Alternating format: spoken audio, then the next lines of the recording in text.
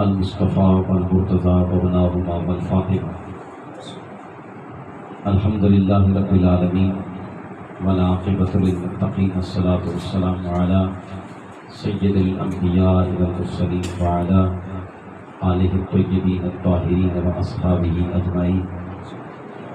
أما بعد فأعوذ بالله من الشيطان الرجيم. بسم الله الرحمن الرحيم. إنما يريد الله ليذهب عنكم الرجس أهل البيت ويطهركم تطهيرا. صدق الله مولانا العظيم وصدق رسوله النبي الكريم الأمين. إن الله وملائكته يصلون على النبي يا أيها الذين آمنوا صلوا عليه وسلموا تسليما. اللهم صل على محمد وعلى آل محمد وبارك وسلم. الصلاة والسلام عليك يا سيدي يا جد الحسن والحسين. الصلاة والسلام عليك يا سيدي يا امام القبلتين. دلوں میں اتنا خلوص رکھ کے حسین لکھو، دلوں میں اتنا خلوص رکھ کے حسین لکھو، قلم تقاضا کرے کہ پھر سے حسین لکھو. دلوں میں اتنا خلوص رکھ کے حسین لکھو، قلم تقاضا کرے کہ پھر سے حسین لکھو.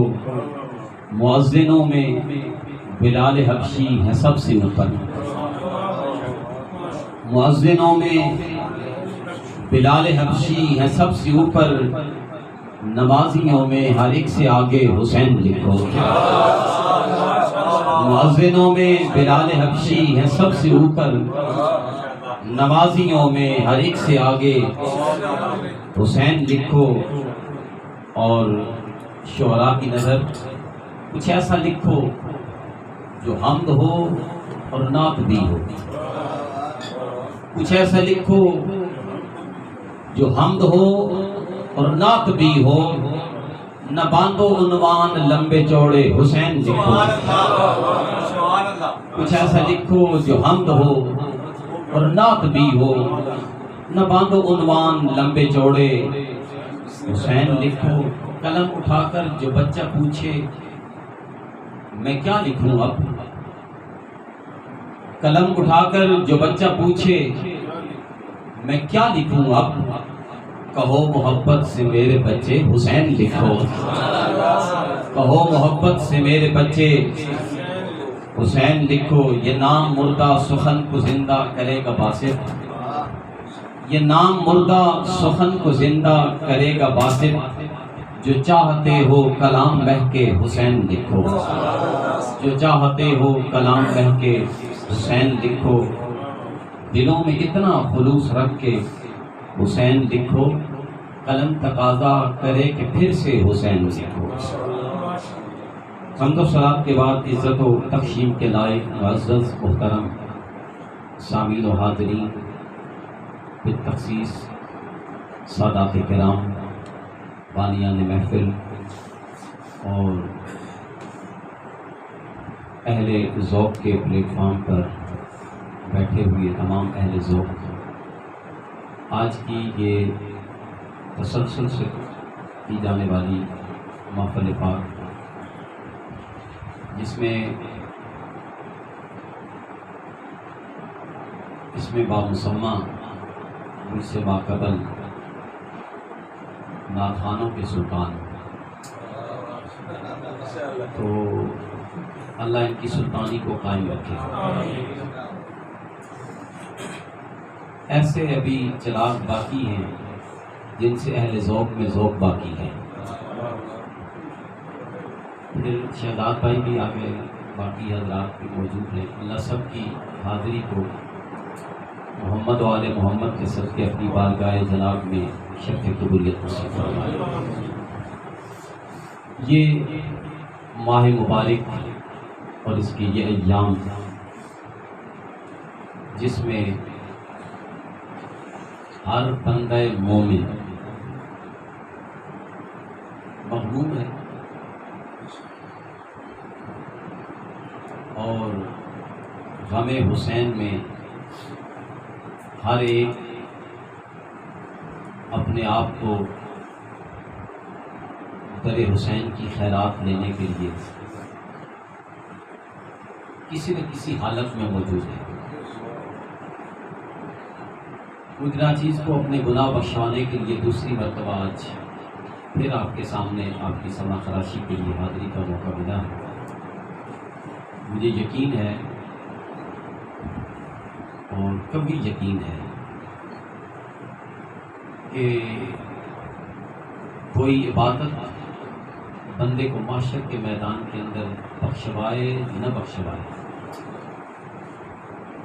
اسے گرفت خدا سے بچوائے نہ بچائے، محمد و آل محمد کا ذکر اس کا ہر جگہ سہارا ہوگا.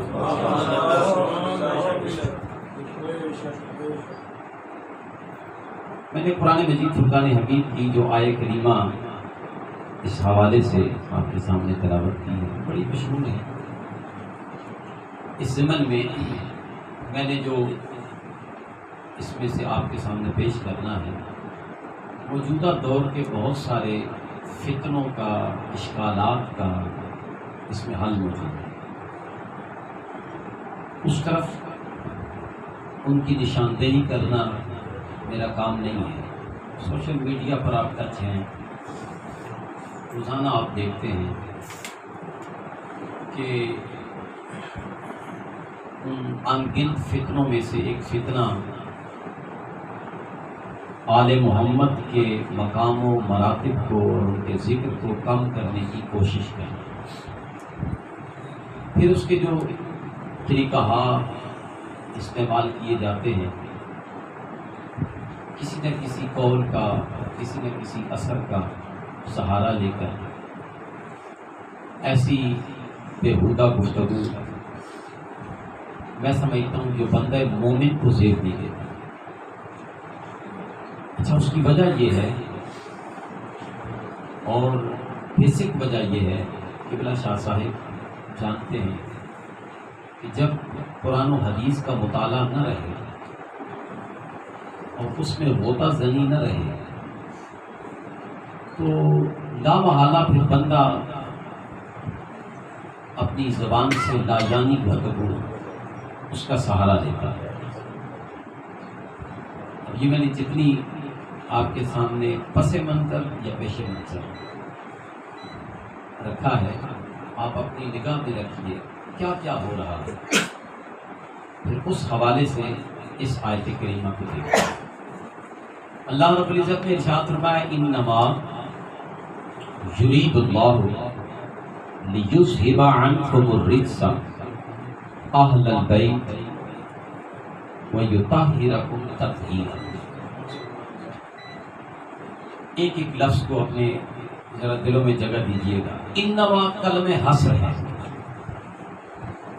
انما کلمہ حصر ہے جس کا معنی ہے حصار لگانا، سرکل لگانا، دائرہ لگانا.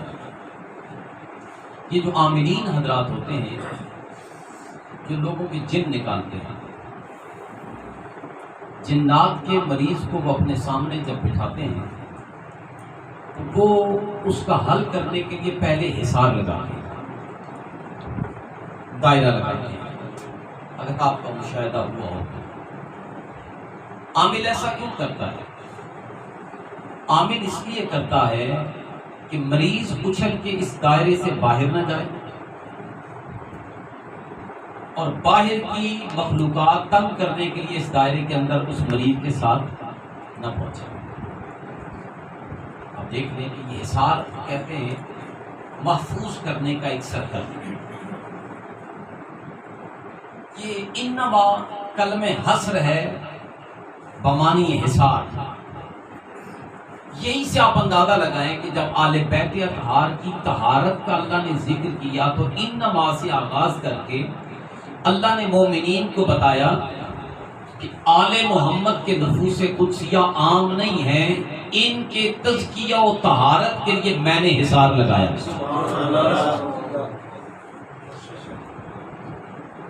آپ اندازہ لگا لیں کہ جب اللہ کسی کے ارد گرد دائرہ لگا دے اور محض اس لیے لگائے کہ کوئی پلیدی ان کے قریب نہ آئے، اور یہ طہارت کے ماحول سے اٹھ کر پلیدی کے قریب نہ جائے۔ آپ سمجھ رہے ہیں؟ اب دائرہ لگایا اللہ نے، 1450 سال بعد میں آ کر اس دائرے سے کوئی آل محمد کے کسی فرد کو نکال کر کسی گندگی کے قریب لے کے جانے کی کوشش کرے تو اسے اپنے عقل کا علاج کرانا چاہیے، وہ حدود کراس کر رہا ہے۔ انما کلمہ حسن ہے، اس کی وضاحت ہوگی۔ یرید اللہ ہو، یرید و مضارع ہے، حال استقبال پر دلالت کرتا ہے۔ علماء لکھتے ہیں کہ اللہ نے تو ارادہ پہلے کر لیا، ماضی ہے اس کا۔ سورہ یاسین کی آخری آیات، جب بھی وہ کسی چیز کا ارادہ کرتا ہے کہتا ہے کن ہو جا، فیکون ہو جاتا ہے۔ اب اس نے جس چیز کا ارادہ کرنا تھا وہ کر دیا، تو یہاں پھر اگر ارادہ کر لیا تھا تو پھر یرید و مضارع کیوں رکھا؟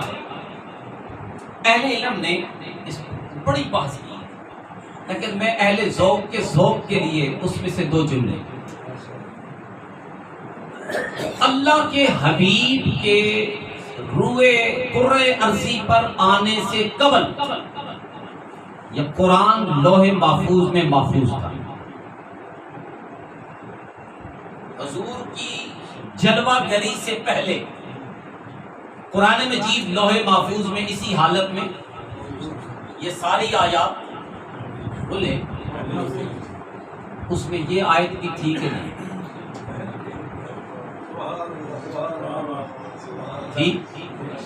تو آل بیت کی عظمت کو کھڑے ہو کے سلوٹ کیا جائے کہ جب ابھی آل بیت جس کے گھر میں آنی تھی وہ بھی نہیں آئے، رب نے ادھر ان کا ذکر ابھی موجود رکھا۔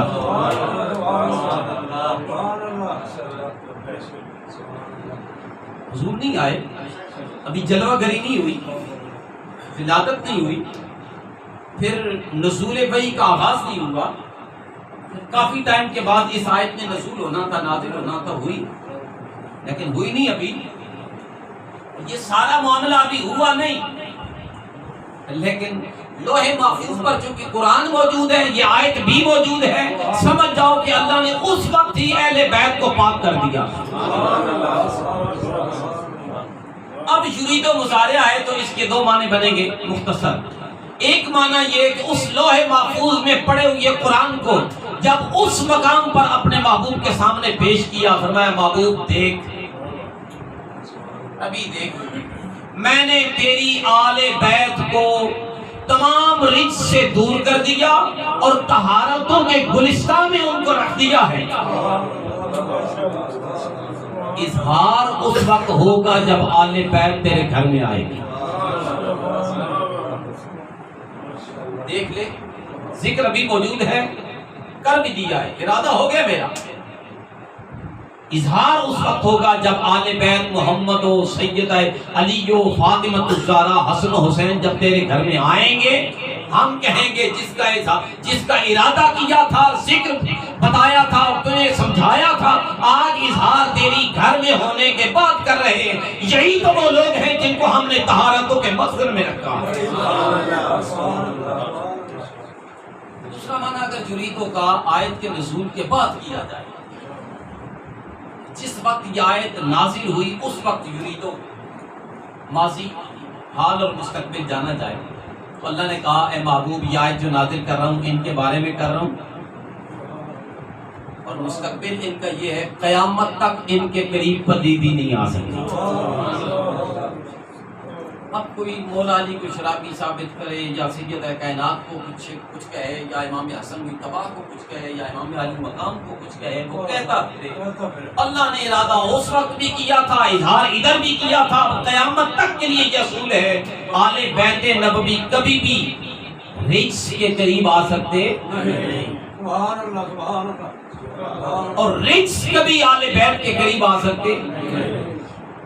اچھا رجس کیا چیز ہے؟ رجس کیا چیز ہے؟ قال ابن عطیہ الرجس اسم یقع علی الاسم والعذاب والا النجاسات وقال امام نووی قیل هو شک وقیل العذاب وقیل الاسم وقال الزہری الرجس اسم كل مستقر من عمل غیری وقال ابن عباس الرجس عمل الشیطان ما لیس للہ فیہ رضا وقیل الرجس الشک وقیل السوء. یہ تفسیر خازن نے سارے اقوال لکھے، باقی بھی کئی مفسرین اکرام نے لکھی. اب اس رجس کی تعریف کو پڑھیے اور پھر میں اگلی ایک بات آپ کو بتاؤں گا. ابن عطیہ کہتے ہیں رجس کہتے ہو گناہ کو، رجس کہتے ہیں، پھر کہتے ہیں رجس کہتے ہیں عذاب کو، پھر کہتے ہیں رجس کہتے ہیں پلیتیوں کو. اچھا جب گناہ کی بات کی تو صرف الاسم کہا، عذاب کی بات کی تو صرف العذاب کہا، اور جب نجاست کی بات کی تو نجاسات کہا. چھوٹی موٹی نجاست، بڑی نجاست، چھوٹی ہو تو وضو لازم، بڑی ہو تو غسل لازم، یہ تو عام سی معمولی سی مثال ہے، اس سے بڑی بھی نجاستیں ہیں. امام نووی کہتے ہیں رجس کا مطلب ہے شک، رجس کا مطلب ہے، رجس کا مطلب ہے عذاب. امام زہری کہتے ہیں رجس کا مطلب ہے ہر وہ عمل جو اللہ کی حکم اور شریعت کے خلاف ہو. اور ابن عباس کہتے ہیں حضور کے چچا کے بیٹے، آپ فرماتے ہیں الرجس عمل الشیطان، رجس عمل شیطان کو کہتے ہیں، یعنی کام شیطان کا ہوتا ہے اور انسان سے صادر ہوتا ہے. پھر فرماتے ہیں ما لیس للہ فی رضا وقیل الرجس الشک وقیل السوء، رجس شک کو بھی کہتے ہیں، برائی کو بھی کہتے ہیں. اب یہ سارے معنی آپ نے سمجھ لیے کہ رجس کسے کہتے ہیں، گناہ کو کہتے ہیں، شک کو کہتے ہیں، برائی کو کہتے ہیں، اللہ کی تعلیم کے علاوہ جو کام کیا جائے، عمل شیطان کیا جائے، عذاب کو کہتے ہیں. اور قرآن کہتا ہے اگر یہ معنی سارے رکھے جائیں تو قرآن کہتا ہے اے نبی تیری آل کو ہم نے ان تمام رجسوں سے دور رکھا. اب یہ میں نہیں کہتا، یہ تو چلے آپ کوئی بندہ نہیں کہتا، وہ کہتا ہے جی امام زہری کو نہیں مانتے، وہ ذرا اس کی سند شروع کریں. کوئی کہے گا جی میں امام نووی کو نہیں مانتا، نہ مانے، قرآن کو تو مانتے ہیں نا سارے. اللہ پاک نے قرآن مجید میں رجس کس کو کہا ہے؟ آپ آل بیت کی شان کو سمجھئے اور صرف کربلا کے میدان تک نگاہ لے کے جائیے کہ جس آل بیت کا فرد فرید حسین ابن علی علیہ السلام رضی اللہ تعالیٰ عنہ اس طہارت کے ماحول میں پروان چڑھا ہو، پھر اس نے پلید کے ہاتھ میں ہاتھ دینا تھا. بس صرف یہ سمجھ لیں. اب قرآن مجید میں 14 رجس لکھے، کتنے؟ کتنے؟ اور معصوم کتنے؟ شکر ہے کچھ ملتا جلتا ہے آپ کا عقیدہ. میرے پاس 14 معصوم لکھے ہوئے. اگر مولانا صاحب کے گھر میں بچہ پیدا ہو اور بالغ ہونے سے پہلے مر جائے تو اسے معصوم نہیں کہتے ہیں. حضور کی آگ کے کتنے معصوم چلے گئے؟ حضور کے تو اپنے قاسم معصوم تھے، حضور کا اپنا عبداللہ معصوم تھا. ایسا ہی ہے نا. اب یہ تفصیل ایک الگ بات ہے، لیکن سنیے 14 رجس قرآن نے بتائے. کتنے؟ کتنے؟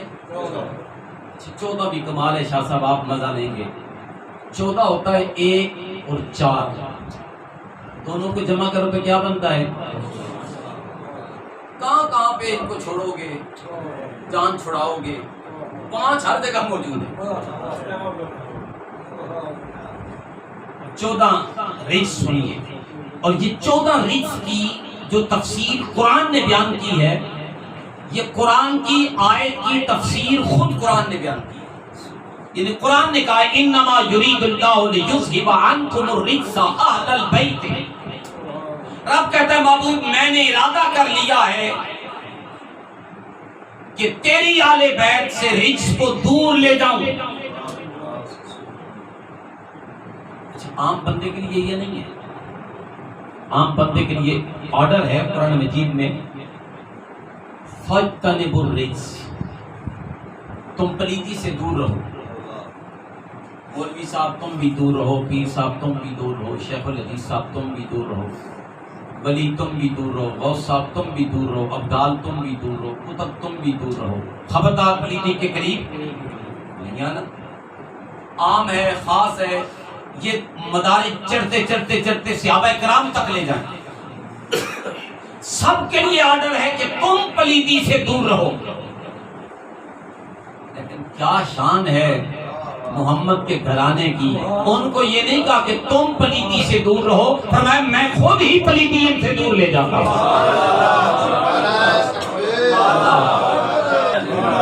ذوق کا جملہ لیجئے، ہم ہزار جتن کر کے بھی پلیتی سے دور نہیں جا سکتے۔ تقویٰ بھی ہو، للہیت بھی ہو، عشق بھی ہو، محافل بھی ہو، لنگر بھی ہو، سب کچھ ہونے کے باوجود جتنے سرکل میں ہم پھرتے ہیں، کوئی بندہ دعویٰ نہیں کر سکتا کہ ہم پلیتی سے دور جا سکتے ہیں یا رہ سکتے ہیں۔ لیکن کیا آل محمد کی شان ہے، رب نے فرمایا ان کو میں نے یہ نہیں کہا کہ تم دور ہو جاؤ، میں نے پلیتی سے دور کہا، پلیتی پرے ہٹ۔ یہ کوئی مفتی تھوڑے، یہ کوئی عام پیر تھوڑے ہی ہے، تمہیں پتہ نہیں ہے ایک کا نام علی ابن ابی طالب ہے، تمہیں پتہ نہیں ہے ایک جگر گوشہ رسول ہے، تمہیں پتہ نہیں اس کے گھر میں دو جو بیٹے پیدا ہوئے مصطفیٰ نے ان کو اپنا بیٹا کہا ہے۔ خبردار ان کے قریب نہ آنا۔ اب جس رجس کو رب دور لے گیا، کوئی بندہ شادی 1450 سال بعد پکڑ کے اسی پلیتی کو آل بیت کے قریب لانے کی کوشش کرے، رب کی حد کو کراس کرے گا یا نہیں کرے گا؟ پھر مار تو پڑتی ہے، پھر منہ کے پالے ہوتے ہیں، پھر رسوائیاں تو ہوتی ہیں، پھر دنیا و آخرت میں لعنت تو حصے میں آتی ہے۔ اب وہ 14 رجس سنیں شارٹ ٹائم میں۔ قرآن مجید میں ویسے یہ 9 مقامات پر آئے، آیتیں 9 ہیں، ان میں 14 رجس بیان ہوتے ہیں۔ سورہ المائدہ اللہ پاک نے فرمایا انما الخمر والمیسر والانصاب والازلام رجس من عمل الشیطان۔ اس میں آپ اندازہ لگائیں 4 رجس بیان ہوتے، شراب رجس، بولیے شراب، جوا رجس، بت رجس، اور جوئے کے آلات اور سامان بھی۔ آپ اس آیت کی طرف جائیں، اللہ ان رجسوں سے آل بیت۔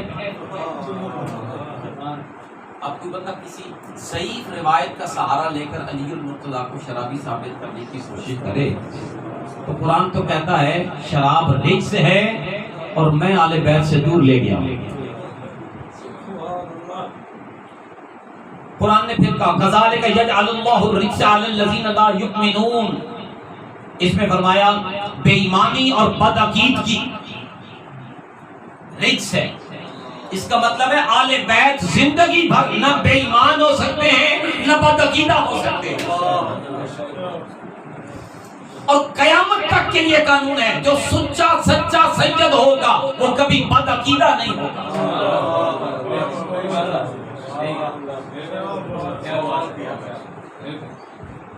اگر پرکھ ہی کرنی ہے تو پھر تاجدار گولڈا سے رابطہ کرنا پڑے گا، پھر ٹوپی اٹھانی پڑے گی،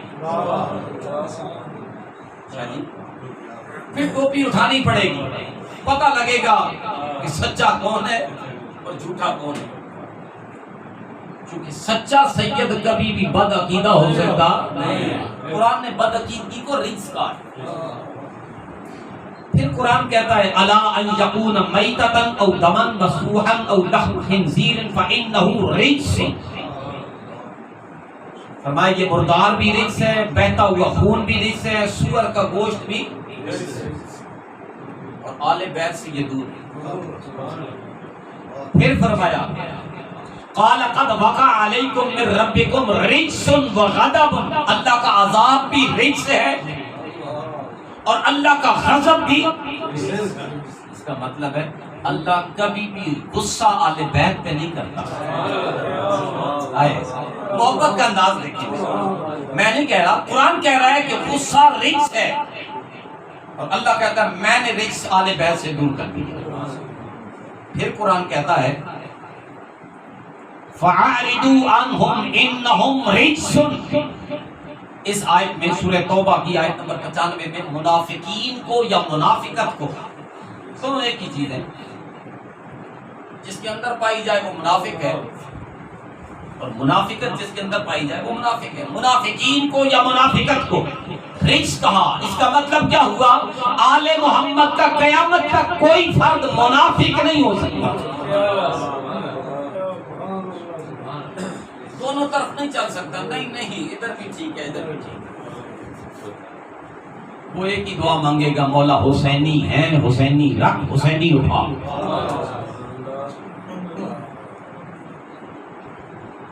پھر قرآن نے کہا وَيَجْعَلُ الرِّجْسَ عَلَى الَّذِينَ لَا يَعْقِلُونَ، کمال کی بات آ گئی۔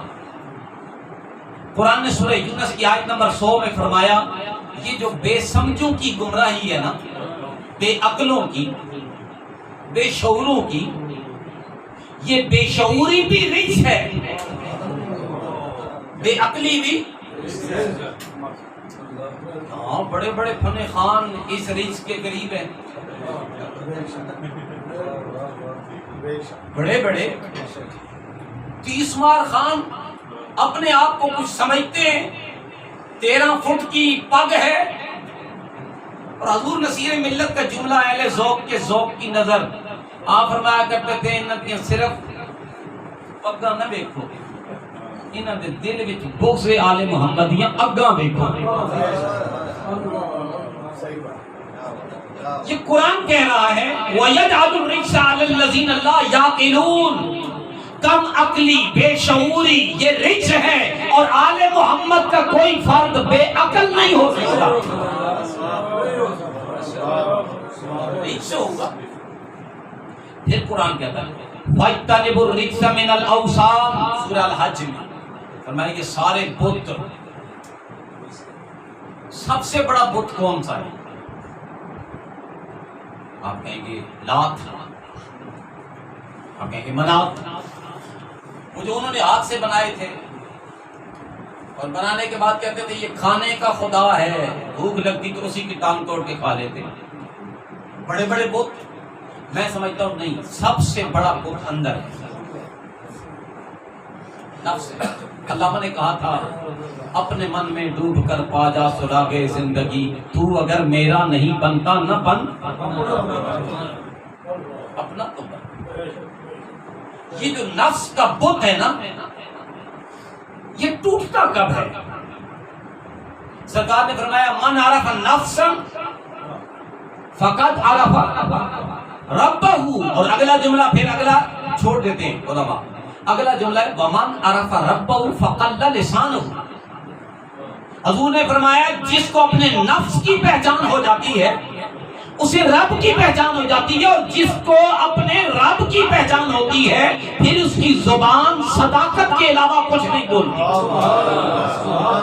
گنگ ہو جاتی ہے، کل لسانہ، اس کا کلام قلیل ہو جاتا ہے۔ غالباً پیر مہر علی شاہ صاحب نے اسی لیے کہا تھا حق میں نے دیکھ لیا ہے، اب میرا فتویٰ یہ ہے کوئی مثل نہیں بولن دی، چپ کر مہر علی اتھے جا نہیں بولن دی۔ نعرہ تکبیر، نعرہ رسالت۔